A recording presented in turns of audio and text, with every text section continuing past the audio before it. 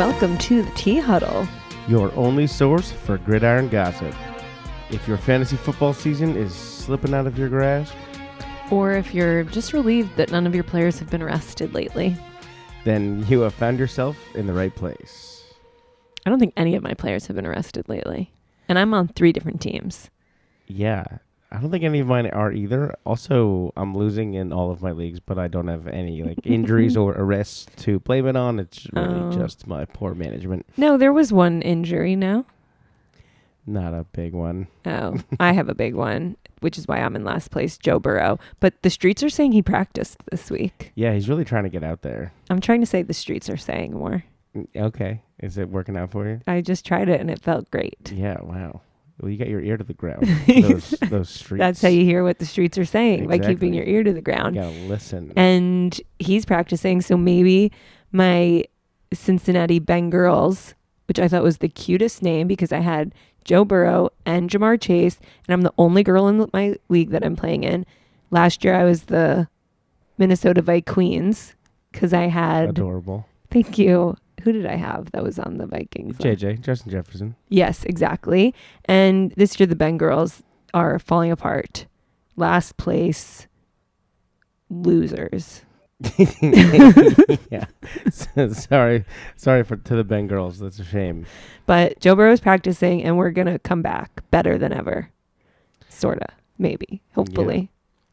Well, maybe I'll come back like the Dolphins seem to be sort of turning things around. They somehow pulled off a win against the Bills, no less, which is great for my Patriots because it really locks them up at first place in the AFC East, which is exciting. I thought it was a 3-way tie.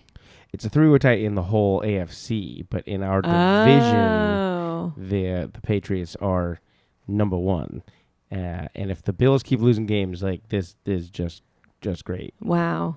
I'm happy for you. Yeah, it's awesome. The thing that's so crazy is because my NFL career, my NFL viewership has lasted 3 years, which is now finally long enough to see that some years teams are really good and some years the same team is really bad. Like, it's not even ebbs and flows. It's just one year you're great and the next year you're trash. And I'm talking about the Dolphins. I know they're on their way back, or last year the Patriots were trash. So sorry to say. No, they were terrible. And this year they're great. And it's just like a couple changes and then the vibe change and it's all about momentum. And yeah, I mean, a lot of it has to do with like franchises. Like there are a handful of really successful franchises, like the Packers, for example, are always pretty they're good. They're just like always good since like the Favre era. The Packers, and even before, but I don't even know much about before then. They've just like always been a very reliable team that knows how to win Super Bowls. Who else? The Steelers, although they haven't won a playoff game in 8 years, but they always have winning records and consistently win games. The Patriots historically. Except for last year. Yeah, except for last. Yeah, and maybe the year before, too. I don't think they were good then either. No, they weren't. But it's just interesting to see that, like, next year could be a whole different situation for anybody. Yeah. And your team sucks. Yeah, look at the Colts. Yeah, Colts are all of a sudden really, really good.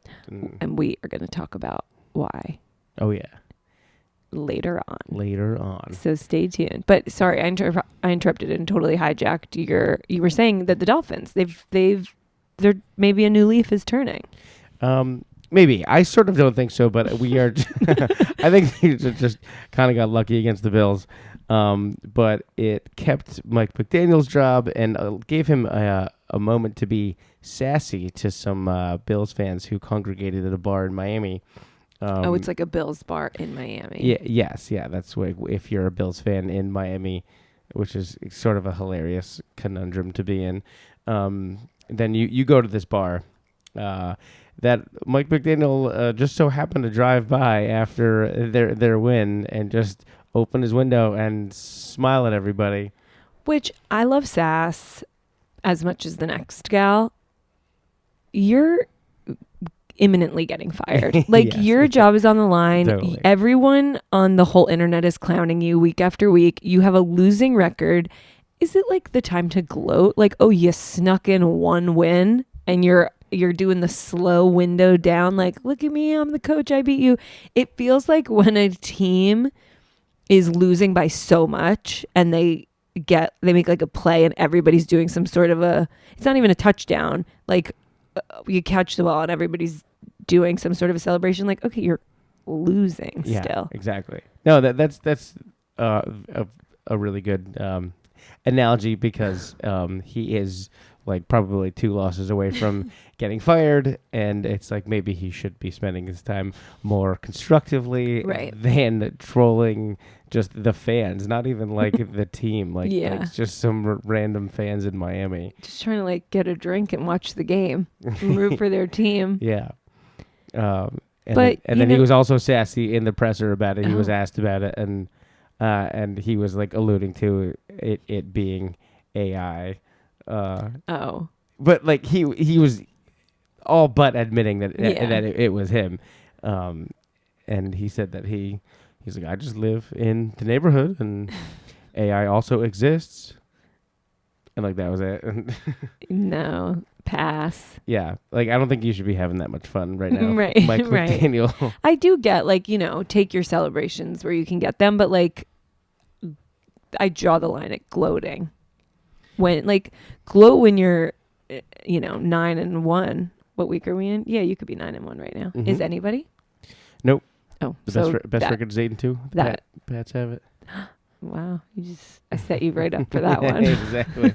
But you know who does love the trolling is Tyreek Hill. Tyreek just like tweeted the video about it, and he did, and was just like saying how much he loved it because, of course, he loves some trolling bullshit like that. Takes a troll to know a troll. Yeah, seriously.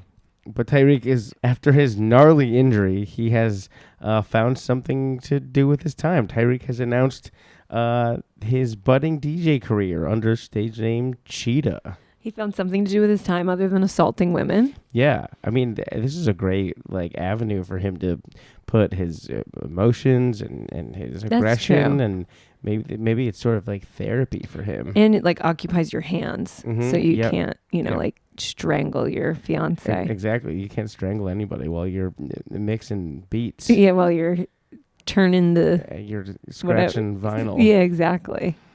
You know what? Good for him, I guess. Yeah, no, I think it's great. He's apparently already played in clubs in Miami and LA, although I couldn't find anything. You think if he performed at a club, there would be like video footage and like we'd be able to find out on the internet where that was. Right, and it would just be like, however many people fit in the club, 300, just like phones up in the air. Yeah, there would be so much. So I sort of feel like this hasn't actually happened yet. Because every article I've read about it just says the same exact thing with nothing to back it up. It doesn't say what club it is. It doesn't say anything like that. Yeah, so he's just like, I've been in the clubs. Yeah, I think he just said it, and it probably wasn't true. He had mentioned like a year ago on a podcast that he had sort of a passion for mixing tracks and wanted to do this in the future. So maybe DJ Cheetah is actually going to be a thing. We'll see. We will. But Tyreek is no stranger to marital disputes. But we have an NFL marriage that came to a close for a pretty unique reason. Yes, this was... You couldn't open a news app this week without seeing this headline. So no, you couldn't. Oh, actually, one of our listeners has requested a parental advisory notice for the content. Maybe you want to skip about 2 minutes ahead. Yes, if not suitable for work, this story, or for or for parents. Influencer Haley Bailey. Her real name is Haley Khalil, but her handle is Haley Bailey, so that's how everybody knows her. She's like a big deal influencer. 9 million on Instagram, 15 million on TikTok. She comes across my feed all the time. I swipe right past her because her content's not for me, but it's for about 15 million other people. So keep doing what you're doing, Haley Bailey. She was Sports Illustrated swimsuit model, pageant girl, all of that at 22 years old in 2015. she married NFL player Matt Khalil. He was an offensive tackle for the Vikings, Panthers, Texans. He no longer plays in the league, but they were married from 2015 to 2022, which is kind of a long time for like a young marriage that has already come and gone. And she did an interview this week, and for the first time ever, she talked a little bit about why their marriage ended. And she alluded to it by dropping her arm on the table, in which, if you could see, it's sort of implying massive genitalia, I would say. I think she said something like 2 Coke cans.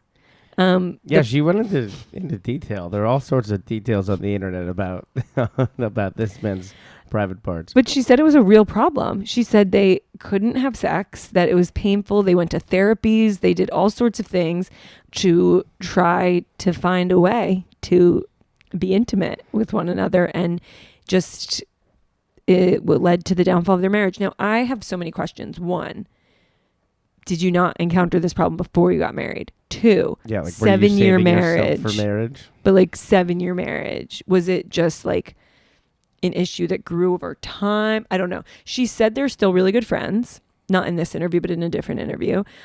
He has a baby, so somebody was able to climb that mountain. I mean, yeah, he has since been remarried. This is, yes. Yeah, I mean, they got divorced 3 years ago, and he's now married to another model that I guess...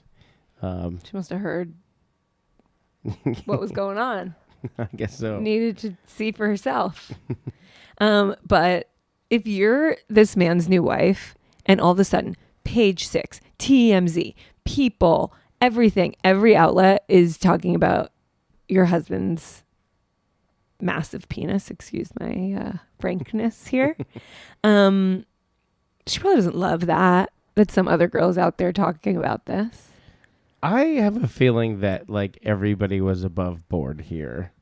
That if she's friends with her ex-husband and they broke up amicably because of this unique obstacle, then I would imagine that she would like told him that this was going to be a story and he was okay with it. Yeah, maybe. I mean, it didn't seem like she went on the podcast like, I'm here to speak my truth. It seemed like it came out in conversation, but maybe then after she sends him a text and she's like, hey, just so you know, this is about to come out. I said something.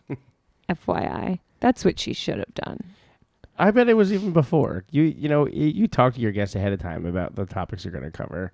So today we're going to talk about your Sports Illustrated modeling days, your TikTok fame, and your ex-husband's enormous penis. Yes, definitely. Well, but she had never talked about it before. But this was the big reveal. Other players had. Really? Yeah, other players had it.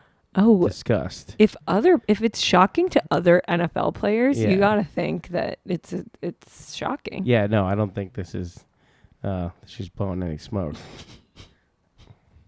Well, we wish her well. We wish him well. We wish his wife well. Yeah, hopefully everyone's doing well. And on to our segments. It's time to check in. Checking in. What are we checking in on? First thing we are going to check in on this week is a former Final Goss. A Final Goss is the perfect thing to check in on because it's usually of a speculative nature. Yes. And there's sort of an ellipsis or a question mark at the end of it, which is kind of the point of Final Goss. But now we're here to check in. We're here to put a period at the end of that ellipsis. Period. As the kids say. Yeah, so we had a Final Goss about Puka Nacua and his girlfriend, Haley Aono. They announced that they were pregnant in a cute Instagram video, lovey-dovey, and then days later, he was wiped from her Instagram and a paternity suit was filed. Back in June, she filed the suit asking the court to affirm that he's the father and asking them to award joint legal custody, but her full physical custody. In response to the petition, Nacua checked 2 boxes, one acknowledging he was the parent of the child, but another requesting genetic testing to determine whether he was the father. So weird. Yeah, that was curious. But this past week, they welcomed a baby boy. And they definitely look very amicable together in their social posts from the hospital. It almost looked like in the photo, maybe they're a couple. Maybe they reconciled, they're back together. But then he posted a Instagram story, I think it was, and wrote, "Proud of you, Hale," which to me, and this is just my commentary here, is like the least warm, affectionate, loving way you could possibly phrase that. I don't think you would say that to your partner. No, to the woman who just pushed your child out of her body. "Proud of you, Hale." No, it's like, "I love you so much. You're the miracle of life, and you have just given me this child, and I've never loved anyone as much as I love the two of you." That's what you would expect. "Proud of you, Hale," is like, I know we have this bitter lawsuit and we hate each other, but like, let's be nice to each other because now we have a kid. Way to go, Tiger. Yeah, it's like a punch on the shoulder. Yeah, like, thanks, champ. Yes. Yeah. You really killed it out there. Yeah, exactly. "Proud of you, Hale. Get out of here." I'd rather him say nothing if I'm her. Yeah, rough. But so just based on "Proud of you, Hale," I think they're not back together, but they're going to be amicable co-parents for their new baby boy.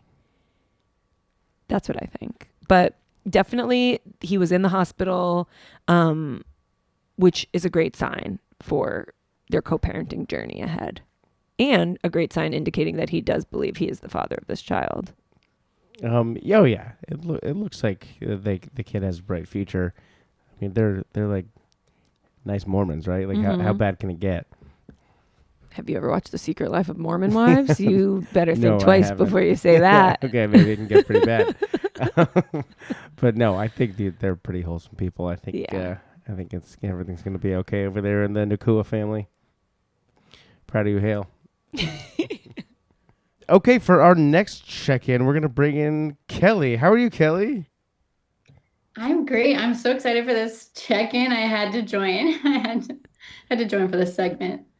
We're so happy to have you because there's a lot of tea. There's a lot of tea in the league right now. There is, and we're talking about something that we both care about. I care about it because we're talking about one of the stars of the charts today, and you care about it because we're talking about one of the stars of the Pats.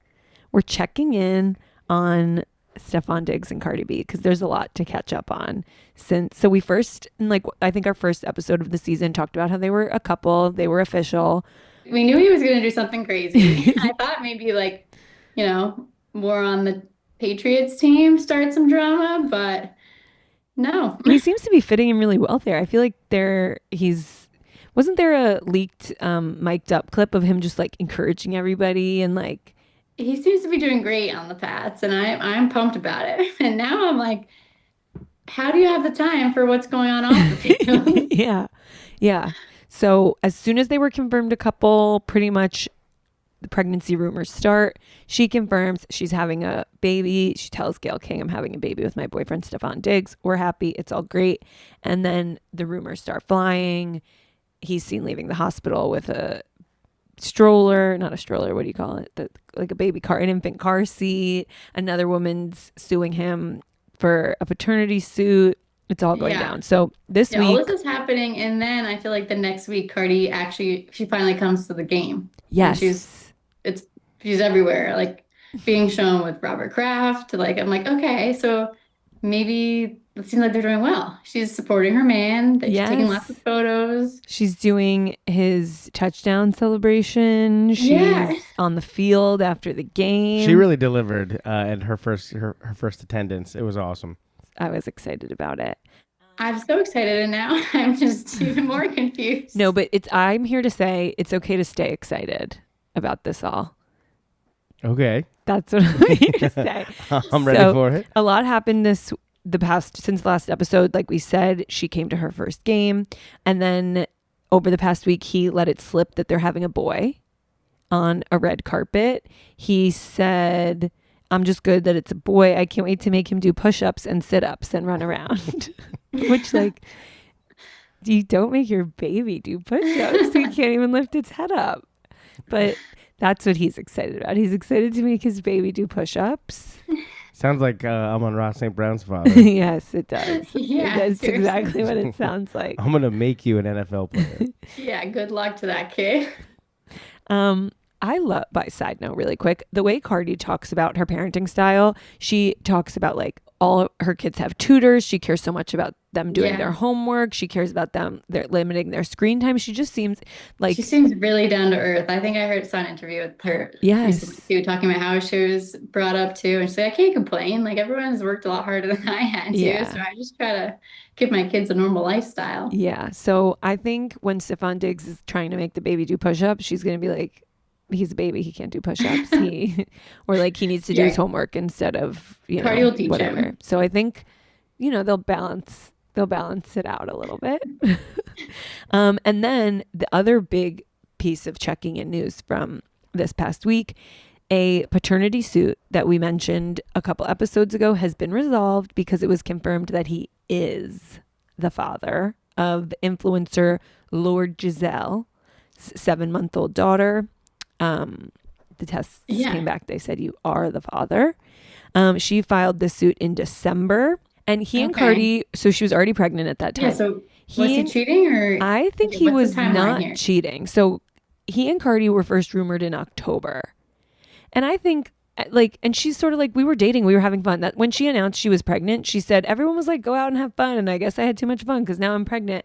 Like I don't think from the first minute that her and Stephon Diggs went on a date, they were like exclusive and locked she just down got and a big relationship too. Exactly. So that makes sense. I think he was technically single. He was hooking up with every Instagram model that he could find. Apparently. And at least one of them got pregnant. So I'm here to say that while it's obviously not ideal for your boyfriend to be fathering another woman's child, especially when you are carrying his unborn baby, that I don't think it's as bad as it looks. I think this all happened very quickly. The timeline is a little bit better than I was thinking. Right? It's not that bad. Yeah.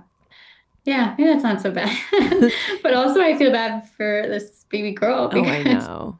not a son he's so excited to have. And so Stephon Diggs in the suit didn't say, I'm definitely not the father. Like, I don't know that woman. She's a lying hoe. He didn't say any of that. He said, I don't know for sure that I'm the father of this child. So let's do a test to confirm. He doesn't know, but now he knows. And now we all know. Everybody knows now. But it's a wild off season. But the gossip pages online are saying that there's up to 3 other women that could be pregnant with his baby. Okay, that's what I thought. None of that's confirmed. Okay. So, Cardi keeps showing up. Yes. So we're keeping a close eye on the situation. As far as now, the woman who it's been determined that he is, that baby's 7 months old. So you go, 7 months of the life, 9 months of the... that's long enough. It's long enough that it's fine. But, if any of these other women that are currently pregnant, if that gets determined, then there's definitely some overlap. And then we're not psyched for Cardi in this situation. But for right now, everything's okay. All right. I'll keep believing that. Yeah. Stephon's being a good man to Cardi. Yeah. Good man to the pads. At least an okay man. Yeah, they're our new favorite couple of the NFL. They've really strong-armed Travis and Taylor out of the first place spot for me. At least. I want to keep seeing Cardi out on the. I want to keep seeing her party with Robert Kraft there. So I hope. Although her video of her watching from bed and like freaking out to Stephon's touchdown is so good. With like marble walls, it looked like she was in a palace. Yes, it probably is in a version of a palace. Yeah. So let's hope we see a lot more of that. Yes. While I'm here, I have one more check-in to add. Let's check in on Brian Dable. Rough week for Brian. Yeah, tough. Second head coach fired of the season. Second Brian fired this season. Right, it was another Brian on the Titans. Brian Callahan didn't last too long. But Dable got through 10 games, record of 2-8. That's pretty rough. Yeah, I think we all saw it coming just based on For the past years. or four past few years, but also it's been 4 games where they've been projected to win by over 90% in the last quarter and have lost those games. So not a good stat to have. There definitely needs to be a change. And you think about the Patriots last year. Sometimes coach isn't a good fit, and you just need to find someone new to change the attitude in the house. So I hope it works out for the Giants. But I think the craziest thing about this firing is they fired the coach, but not the GM. And I would say Joe Shane has made some interesting decisions. As we saw in Hard Knocks, which is a year and a half ago at this point. I feel like People said they owe him he money or had to, something. Like, how have they not fired him yet? yeah, they traded Saquon. They traded They kept, what's his name? Daniel Jones. they traded Daniel Jones, who's now crushing it on the Colts. But as you say, new team can change things. Oh yeah.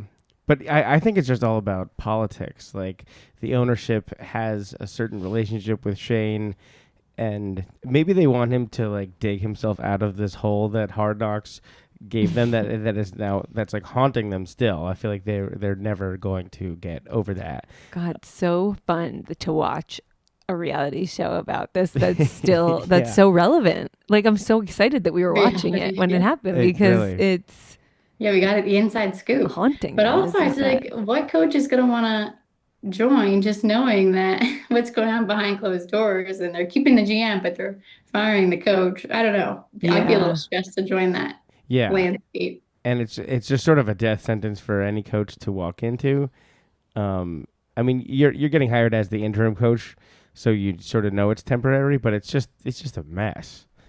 All their best players are hurt. It's definitely, yeah. Yeah. They've It's bleak played over pretty there. well until the last quarter. So like is it the defensive coordinator that needs to go? I don't know, but Yeah, it's just maybe this will they need crazy. to mix it up. That's for sure. Yeah, I mean they really could be 6-4 right now and like in the hunt, Exactly. but they and it was like Dable was hanging on by a thread, and every win was like was giving him a little bit more life, but then these last four meltdowns really that did it. Hopefully a new coach will bring some new energy to the Giants and some healing energy because they need their players back. But Seriously. all right, that's enough checking in for this week. We have some other things to talk about, including a juicy arrest. It's time to step out of the car. Step out of the car, Antonio Brown. Step out of the car. Antonio Brown, infamous wide receiver from the Steelers, the Patriots, the Bucks. He has done it again. Every few years, months, there's something new going on in this man's life. But this might be the craziest. Antonio Brown is facing attempted murder charges in connection with a shooting earlier this year that happened in Miami. This is a crazy This story. is a really crazy story. Anytime anyone's extradited, this is a crazy Yeah. story. Yeah, he was arrested this past weekend in Dubai and extradited back to the US. So apparently there's been a 4-month search for AB Yeah. because of the shooting, Yeah, he fled. Like, the only reason he was in Dubai is because he was evading hiding, arrest. evading arrest. They finally got him. But yeah, so there was a shooting outside of a celebrity boxing event back in May. Antonio Brown, he claims that a few guys were trying to rob him. And so we chased them down under self-defense and fired a few shots. Um, Before we move on, if you're chasing them down, I feel like you're exactly. already poking holes in your self-defense story, but I'm not a lawyer. And unfortunately for him, a video did come out that showed him literally chasing down these men and firing. Um, So once that came out, I think it's gonna be a hard battle for him to argue self-defense, even if he was being robbed. Like they ran away from him in the end, and he chased after them. to defend, he But chased them down to defend himself, and then he fled the chasing down, country for 4 months. I feel like it's not they looking great. not looking great. And then another interesting thing that's kind of a little wacky is like right after this happened, the cops talked to him. They let him go. He didn't have a gun on him, and they're like, "Okay, you're free to go." Mm. And then I guess a month or a few weeks later, that video came out, and they realized that he was the one chasing these men with the gun. And apparently, he took the gun from the security officer. So I don't know why the security What? officer like didn't tell the like tell the cops that he took my gun, didn't tell them they took my gun and just let him go. But And for anyone who's forgotten the Antonio, I'm sure we've gone into depth. Antonio Brown has like the longest rap sheet. He has anyone who has a legal issues tab on their Wikipedia, it's not going great over there for that person. And he does. a whole tab. Yeah, a whole tab. Yeah, there's issues with assault of a toddler. There's assaulting his former trainer. There's sexual assault on multiple occasions, domestic incidents. It's just like a horrible. We're not rooting for you, Antonio Brown. Yeah. I saw a meme that was like, imagine he doesn't have CTE and this is just like straight up his personality. Because there are interviews of him years ago where he just seems a lot more sane and coherent than the version of him that is no, it with is us actually a today. very sad story of I think it's very clearly CTE after he had this one really bad hit. Oh, really? And There's like a specific one that oh people yeah, it's cite. like brutal to watch. And he's just never been the same since that hit. Wow. But yeah, it's no excuse for attempting to murder somebody. That's so funny. It's just funny, like it's so crazy. Like, oh yeah, like sometimes you're arrested for speeding and sometimes you're arrested for like open container and like sometimes you're arrested for chasing somebody down, trying to shoot them and then fleeing the country for 4 months. Like what? Nuts. It's great. It's a crazy one. So yeah, we'll see what happens. But I have a feeling that we might not be seeing AB for a while now. Yeah, he got a really good lawyer. The guy is like a famed attorney. Okay. But we'll see how All right, we'll see how the good you are. self-defense argument holds up in court. Totally. Well, bye, Antonio Brown. See you maybe never. TBD. And it's time to add a new segment called Deep Dive. Today, our deep dive is on Colts ownership, which maybe doesn't sound juicy, but it is. And we're here to tell you why. This season, the Colts have a new owner who has been in the news a lot lately. I'm a fan. I think you guys will be too. But before we learn about that, let's deep dive into the history of the Colts ownership. For the past 28 years, the Colts were owned by Jim Irsay until he passed away in May. So they've had a long run running under Jim. And before that, his father was the owner. So it's all been in the family. Colts family. Jim unfortunately passed away in May at age 65. So he was pretty young. He died. It was cardiac arrest, although some reports say that it might have been related to his relapse on painkillers. Jim has had addiction issues throughout his life. He said in an interview he went to rehab 15 times. And in the past 5 years of his life, he said he had multiple overdoses. So it's been struggling for a while, but they didn't do an autopsy. They're saying it was cardiac related for his death. So like his family's like, yeah, he passed away in Beverly Hills, but TMZ says he passed away in the Beverly Hills hotel under supervision of an addiction specialist, which I feel like implies that either it was a withdrawal related death or somehow related to drug use or So Jim struggled with addiction. He once got a DUI in 2014 and was suspended and fined by the league. But he's been in the headlines quite a bit throughout this 28 tenure at the Colts. He's very outspoken and honest about what happens behind closed doors. But another fun fact, another reason why he's been in the headlines is he's known for his collection of music artifacts, which I thought was pretty cool.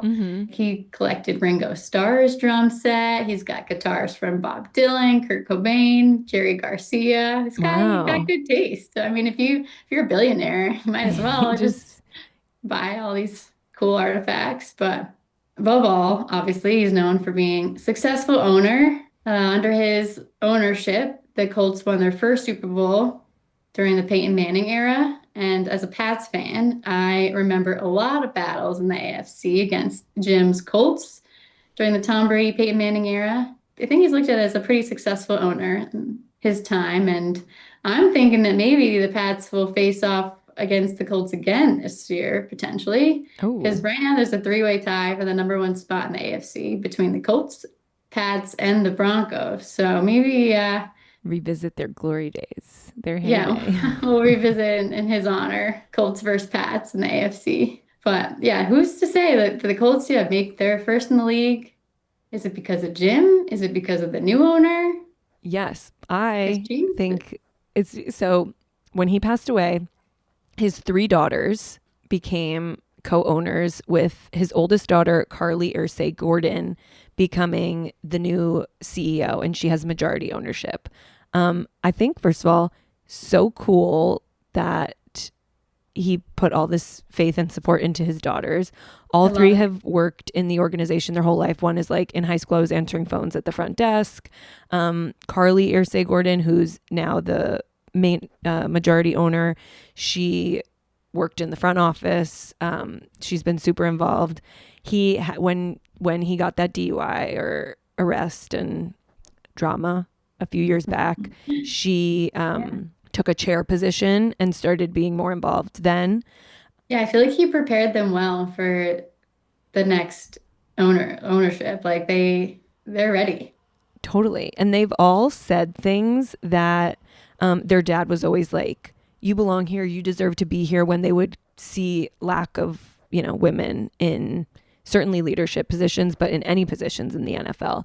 He made sure He that fought they for them. Yeah, made sure believed. they felt comfortable. And Yeah, we love a girl dad. No, and all the reports I've heard and what I've seen in interviews too is like he seems like a very good dad despite all of his troubles. So totally. So the younger two daughters, before we get into Carly, who's the sort of star owner of the season. yeah, she's the owner. Like Yeah, that's who we see. Yeah. totally. Casey Foyt, the middle daughter, she's married to an Indy 500 race car driver who now also works for the Colts. They both do. He That's works a as cool couple. right. He works as a scouting assistant. And then the youngest daughter, Kaylin Jackson, in 2020, she with her father launched Foundation Kicking the Stigma, which works to raise awareness about mental health. And since 2020, when it launched, it's committed more than $31 million to nonprofits, expanding treatment and research for mental health problems. Love that. So love Using that that. money for a good cause. Exactly. And then Carly, oldest daughter, majority owner, star of our Sunday TV screens. She in 2014 was named chair of the Colts. She is also on the board of NFL Player Care Foundation, which provides social services to former players. She created and oversees the Colts Tony Dungy Diversity Coaching Fellowship and the Harriet P. Irsay Fellowship for Women in Football Programs. Just seems All like right. what a Yeah, gal. these ladies are on top of it. Yes, she is married. Her husband's an attorney, and they have three daughters. She's one of three Oh, girls. she's She continuing has, on the legacy. yeah. And so she is known this season for being on the sidelines with a headset, taking notes. She's like Oh yeah. wearing Colts blue. She's wearing like a cool, like blue skirt and like a cute sweater. And she's right there in it. And at first, when we first started seeing her, I'm like, oh my God, the coach must hate this. The players must hate this. Everybody must Yeah, be she, like, she has her clipboard out, the big headset, yeah, like the it's cute outfit. You're like, what's going on? it You don't usually see owners down on the field. totally. And people are probably like, oh my God, let us do our jobs. Like your daddy gave you a team and now you think you know what's going on. She does seem to know what's going on. She is, we think, the reason that the Colts are doing so well this season. She has said about, being on the sidelines, I need to be able to say, is this person full of BS? Do they even know what they're talking about? You could say, oh, that person ran the route wrong. But then you learn to find, oh, someone tagged the wrong wide receiver and it wasn't really the player's fault. It's the person that called it. I think that's been very valuable because it helps us know where do we need to make tweaks? What resources do we need? What do we need to fix? Like she's so engaged. She knows like the play calls. Yeah. I think I've heard that in the clipboard when she's writing, like you always see her like writing down everything that's happening. She's like, I'm trying to write down what the play calls out, what the outcome is, like did it work or not? So we know, so I'll know how to like make decisions going forward. I'm like, every owner should be out there learning what's working and what's not. I feel like you only see owners in their box with their like Next rich to Cardi friends, right, with their celebrity friends, like, you know, the Barstool guy and Robert Kraft or Cardi B and Robert Kraft. She's out there. She's got her clipboard. She's focused. Yeah. Yeah. She seems very passionate and she is definitely learning something. I mean, she is the mastermind. And the reason why she's been in the news a lot lately is she's the mastermind behind the Sauce Gardner trade from the Jets. Because I guess she saw something on her notes that said that they need a new cornerback.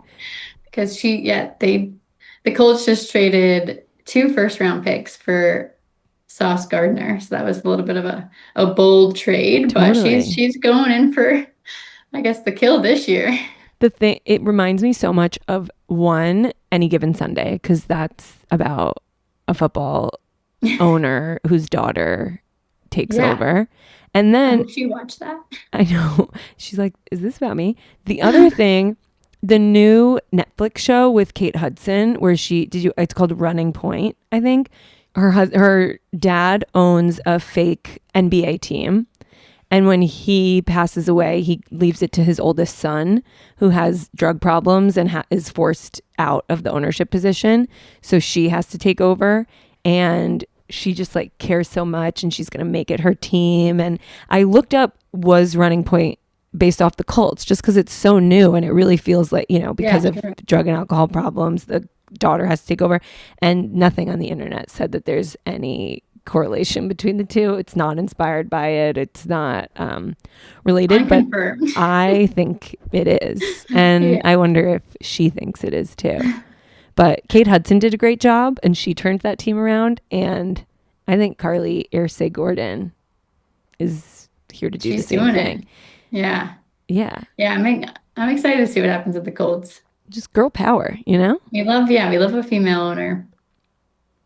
Well, I'm so glad you mentioned Sauce Gardner because he is actually the subject of this week's Final Goss.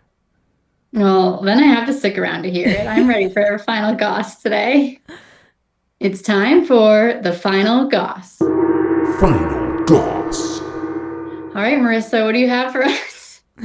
What do you have for us on Sauce? So I'm here to say Sauce Gardner was making headlines this week for his trade, but also for some love life updates.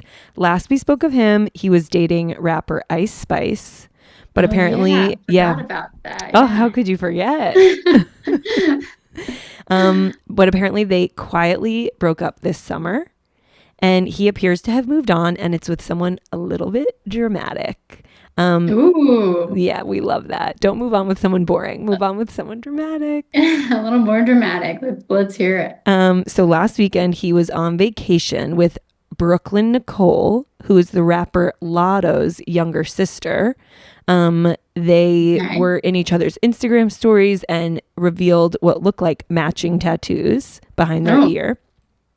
So that's permanent. It looks permanent. It looks serious. But why this is interesting is that Lotto, so his new girlfriend's older sister, and Ice Spice are contemporaries in the rap world. They came up right around the same time. He has a type. He has a type, yeah. And Ice Spice and Lotto have had rumored beef for years, with people speculating that they're taking shots at each other in songs and tweets, and that there's competition and maybe even some animosity. And love a little drama, little lyric. And it seemed like they buried the hatchet a couple months ago by releasing a song together, Giat. Oh, wow, that's interesting. Yeah, Giat, which apparently means a woman with a big butt. It either means a big butt itself or a woman with a big butt. Either way, I know that I'm too old to try to use the word gyat. It's like, you know. Did they release that song before he started to date her? Yeah, I think so. I think it was like 2 or 3 months ago they released the song. And so everyone's like, oh my God, they buried the hatchet. They're friends. This town's big enough for the both of them. But probably not when Sauce met. That would be crazy. He like comes to visit his girlfriend on the set for the music video, and then the other girl's little sister comes on, and he is like, maybe I don't like the girl I'm with. Maybe I like that other girl across the room. Yeah, that timeline is a little interesting. Mm-hmm. So I feel like even if they did bury the hatchet, maybe the hatchet's about to be unburied. So it's reopened. I think that's great. I think that's exciting. So a lot of changes going on with Sauce. We got a new team, new girl. New tattoo. New tattoo. Let's see if he can live up to the hype. Well, that's it for this episode.